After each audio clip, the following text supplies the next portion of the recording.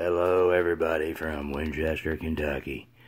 Gonna make a little video today on how to kill weeds.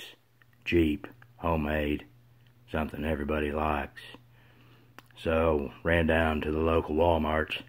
For less than $12, I pretty much picked up everything I needed to kill some weeds. First thing you want to get yourself a gallon of distilled white vinegar. I don't recommend drinking it. It tastes horrible. Next thing you're going to want to get is yourself the cheapest iodized salt. Great value, everyday low prices. Save money. What's going on? Get yourself some dishwashing soap.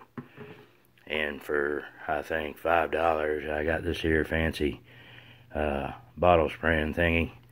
Gonna mix all this good stuff up, throw it in that there fancy bottle dispensary, and kill us some weeds.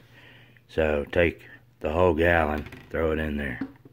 Take you exactly, no less, no more than 1 cup of iodized salt. Throw that in there. Take you 1 tablespoon, not a teaspoon. Tablespoon's the bigger of the 2 spoons. 1 whole tablespoon, throw that in there.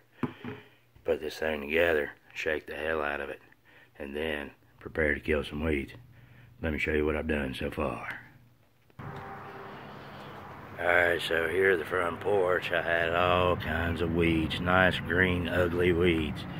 And hopefully you can see it's not too bright, that they're starting to die right here in the sunlight. And for best results, I do recommend you use it in the sunlight.